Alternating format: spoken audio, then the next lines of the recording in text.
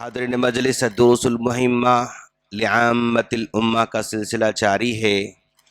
ہم لوگ سورۃ النصر سے گزر رہے ہیں، جس میں ہم نے کہا تھا کہ اسلام کی فتح ہونے والی ہے، اسلام غالب آ کر رہنے والا ہے، لوگ اسلام میں جوق در جوق داخل ہونے والے ہیں۔ کیوں؟ اسلام ہی ایک آخری مذہب ہے جو لوگوں کا مأویٰ اور ملجا بننے والا ہے،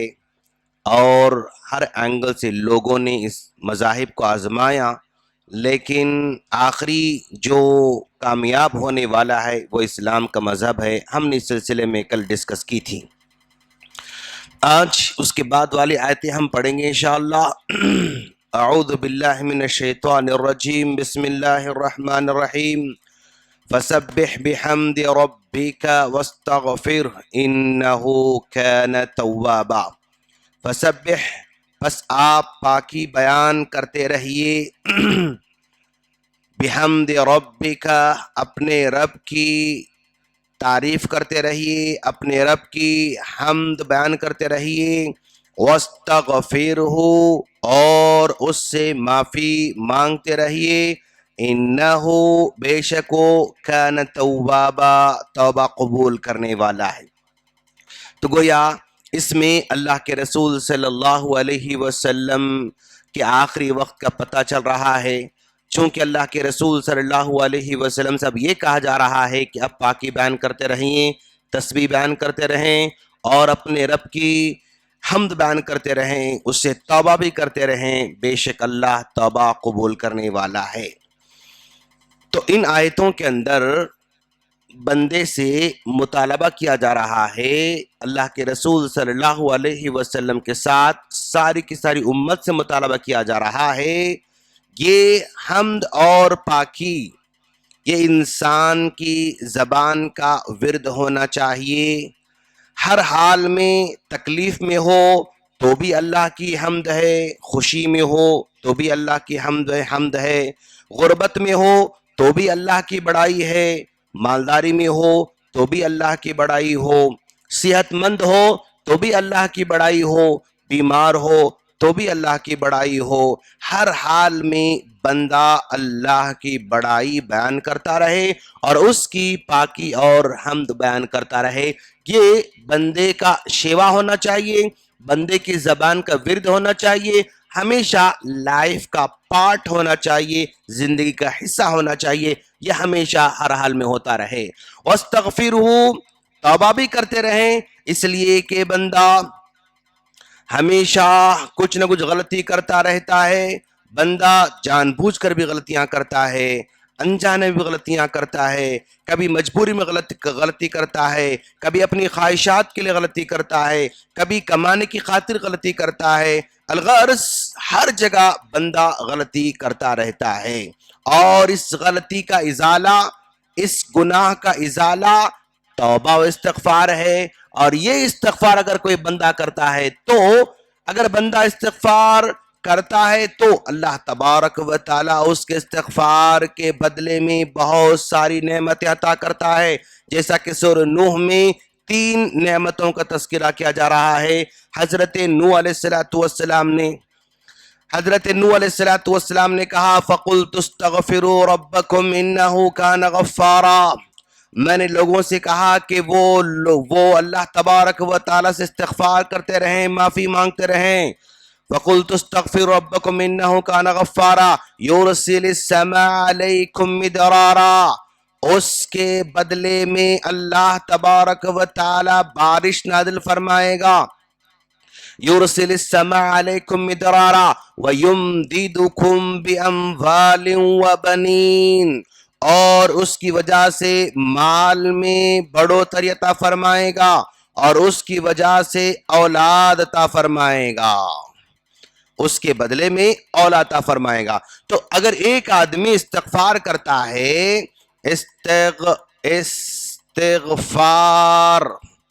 استغفار کا فروٹ کیا ہے، استغفار کا بدلہ کیا ہے، اللہ نے بتایا کہ دیکھو ساری کی ساری یعنی معیشت کا جو ڈیپینڈ ہے نا وہ بارش ہے۔ یہ اگر بارش ہے تو لوگ خوشحال رہ سکتے ہیں،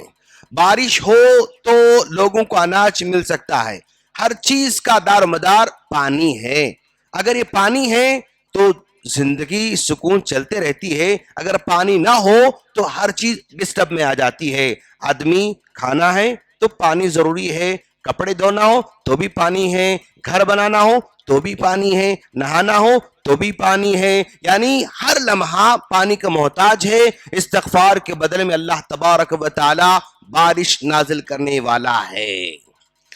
اور اس کے ساتھ ساتھ وَيُمْدِدُكُمْ بِأَمْوَالٍ، اور تم کو بہترین مال سے بھی نوازے گا استغفار کے بدلے میں، اگر تمہارے پاس اولاد نہ ہو تو اولاد سے بھی نوازے گا، تو یہ تین نعمتیں استغفار کے بدلے میں عطا کرنے کا وعدہ کیا جا رہا ہے۔ فَسَبِّحْ بِحَمْدِ رَبِّكَ وَاسْتَغْفِرْهُ، اس سے معافی مانگتے رہیں۔ اگر ایک بندہ استغفار کرتا رہتا ہے تو اس کی مراد پوری ہو سکتی ہے، جیسا کہ احمد بن حنبل رحمہ اللہ نقل فرماتے ہیں، اپنا واقعہ ذکر کرتے ہیں۔ احمد بن حنبل رحمہ اللہ ایک مرتبہ سفر میں تھے، سفر میں جا رہے ہیں، اور سفر کے دوران ایک گاؤں کو پہنچے تو وہاں پر مغرب ہو چکی تھی، تو اس گاؤں کی مسجد میں وہ چلے جاتے ہیں، اس گاؤں کی مسجد میں چلے جاتے ہیں، اور وہاں پر مغرب کی نماز پڑھ لی اور بیٹھے بیٹھے رہے، کیونکہ پڑاؤ ڈالنا ہے، آگے جانے کے لیے رات تو گزارنا ہے، رات میں تو سفر نہیں کر سکتے، مسجد میں قیام کرنا چاہا، مسجد میں مغرب کی نماز پڑھ لیتے ہیں، عشاء کی نماز پڑھ لیتے ہیں اور بیٹھے ہوئے ہیں۔ اب وہاں کا مؤذن کہتا ہے کہ اب مسجد بند کرنے کا وقت ہو چکا ہے، آپ نکلیے، مسجد سے اب نکلیے۔ تو احمد بن حنبل فرماتے ہیں کہ بھائی میں مسافر ہوں، ایک رات یہاں پر قیام کرنا چاہتا ہوں، مجھے پرمیشن دی جائے، لیکن مؤذن بیچارہ نہیں مانتا ہے، نہیں، یہاں پر کسی کو رہنے کی پرمیشن نہیں ہے، آپ نکل کر کہیں بھی آپ جو ہے قیام کیجئے۔ تو امام احمد بن حنبل رحمہ اللہ نے مؤذن سے زیادہ مدبھیڑ نہیں کیا، بحث نہیں کیا، آرگومنٹ نہیں کیا، اور اپنی پرسنالٹی کا انٹروڈکشن بھی نہیں کرایا، کون جانتے ہو میں، ہاں تم کون ہے متولی، لے کر آؤ میں اس سے بات کروں گا، نو نو نو، یعنی اپنی پرسنالٹی کا بھی وہاں پر انٹروڈکشن نہیں کیا، بلکہ مسجد کے باہر آ کر آنگن میں بیٹھ گئے، مسجد میں باہر آ کر آنگن بیٹھ گئے، اور پھر اس کے بعد ایک مصلی باہر نکلا، دیکھا کہ بھئی یہاں پر مسافر بیٹھا ہوا ہے، اور اس مسافر سے کہا کہ آپ یہاں پر کیوں بیٹھے ہیں؟ کہا مؤذن صاحب اندر سونے کے لیے پرمیشن نہیں دے رہے ہیں، میں یہاں رات گزاروں گا اور پھر میں صبح چلا جاؤں گا، مسافر ہوں میں نکل جاؤں گا۔ تو اس مصلی نے کہا نہیں، ایسا ایک کام کیجئے، آپ میرے پاس آئیے، آپ میرے گھر میں کام کیجئے، میرے گھر میں قیام کیجئے۔ تو گھر کو لے چلے گیا بیچارہ، جا کر گھر میں بٹھایا ان کو، اور وہ آدمی نان بائی تھا، نان بائی کا مطلب یہ ہے کہ روٹیاں بیچنے والا، جیسا نان ہمارے پاس بکتی ہے ویسا وہ نان بائی تھا، روٹی بیچنے والا تھا۔ تو اس نے مسافر کے لیے روٹی بنانے کے لیے آٹا گوندنا شروع کیا، اور مسلسل استغفر اللہ استغفر اللہ استغفر اللہ استغفر اللہ پڑھتے جا رہا ہے۔ احمد بن حنبل رحمہ اللہ سن رہے ہیں کہ بھئی مسلسل پڑھتے جا رہا ہے، تو آخر کار پوچھ ہی لیا احمد بن حنبل نے، بھئی تم اتنے زیادہ استغفار کیوں پڑھتے ہو، اس قدر زیادہ استغفار کیوں پڑھتے ہو؟ تو اس نے کہا کہ میں نے جب استغفار پڑھتا رہا ہے، پڑھا ہے، اللہ تعالیٰ نے میری نیت کو پوری کیا ہے، میری نیت کو پوری کیا ہے، تو میری کچھ نیت ہے، میری مراد ہے، میری خواہش ہے، ایک میری خواہش ہے، اس خواہش کو پوری کرنے کے لیے میں مسلسل استغفار پڑھتا رہتا ہوں، ایک میری اور ایک مراد ہے، خواہش ہے، اس خواہش کی تکمیل کے لیے میں مسلسل پڑھتے جاتا ہوں۔ تو احمد بن حنبل نے پوچھا اچھا وہ کون سی خواہش باقی ہے جو تمہاری پوری نہیں ہوئی، اور اس خواہش کو پوری کرنے کے لیے تم استغفار پڑھ رہے ہو؟ تو اس نان بھائی نے کہا میری خواہش ہے زندگی میں امام احمد بن حنبل سے ملاقات کرنا، میری مراد ہے احمد بن حنبل رحم اللہ سے ملاقات کرنا، اللہ تبارک و تعالی ایسے حالات نہیں پیدا کرا کہ میں جا کر ان سے ملاقات کر سکوں، اور ان تک سفر کر کے جاؤں، ان سے ملاقات کروں، یہ میرے بھی حالات نہیں بنے۔ اب میں چاہتا ہوں کہ اللہ ان سے میری ملاقات کرائے، اس خواہش کو پوری کرنے کے لیے میں مسلسل استغفار کرتے جا رہا ہوں۔ تو احمد بن حنبل رحم اللہ نے کہا اللہ نے تمہاری مراد پوری کر لی تمہارے استغفار کی وجہ سے۔ کہا وہ کیسے؟ کہا میں ہی احمد بن حنبل ہوں، میں ہی احمد بن حنبل ہوں۔ ایسے لگتا ہے کہ اللہ تبارک و تعالی میری سفر کے اندر تم سے ملاقات کرانا چاہتا ہے، اور تم سے ملاقات کرانے کی خاطر مسجد میں چلا گیا، اور وہاں پر مجھے مؤذن نے قیام کرنے کا موقع نہیں دیا، میں باہر آیا۔ اللہ مجھے تمہارے گھر کا مہمان بنانا چاہتا ہے،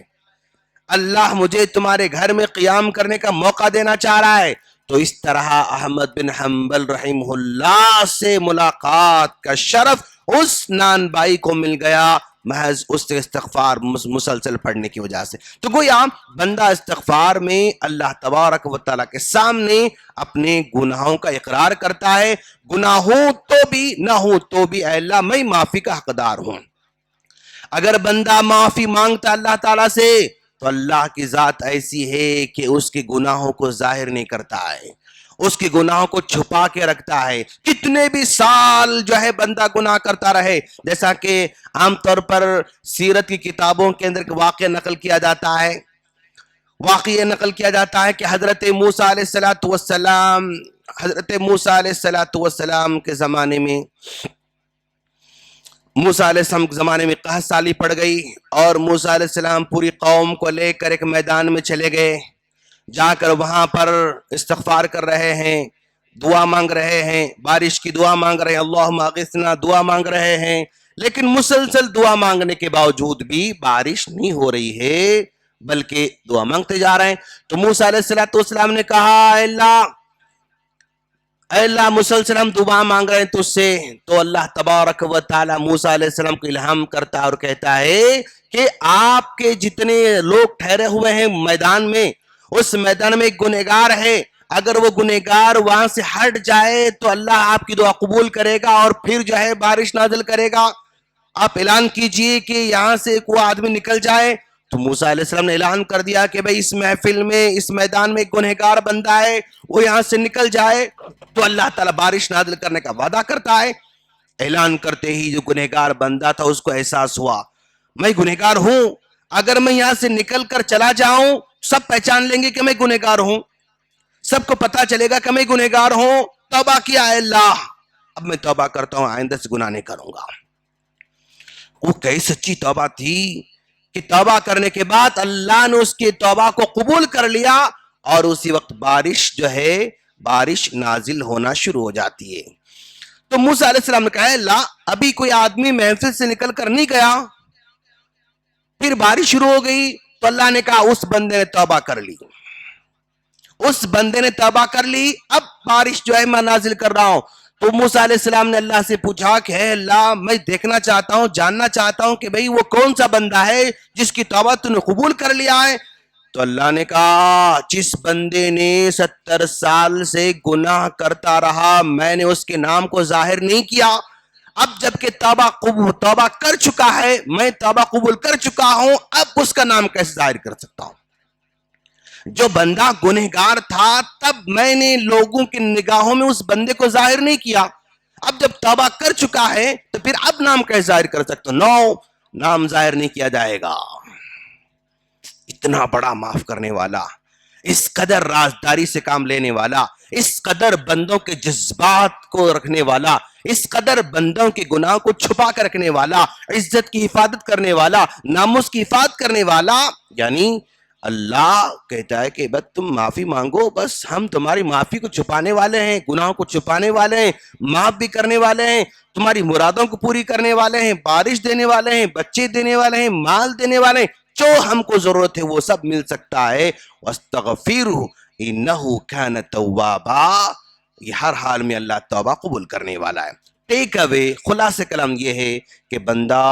گناہ کرتا رہتا ہے، توبہ کرے تو پھر وہ اپنی مشکل زندگی کو آسانی میں تبدیل کر سکتا ہے۔ ہم اللہ سے دعا کرتے ہیں اللہ تعالی ہم تمام گناہوں کو معاف فرمائیں اور گناہوں کو ہمارے دھو دے اور ہمیں خیر کے اعمال میں آگے بڑھنے کی توفیق عطا فرمائیں. سبحانک اللہم و بحمدک اشہد ان لا الہ الا انت استغفرک و اتوب الیک. السلام علیکم ورحمۃ اللہ وبرکاتہ.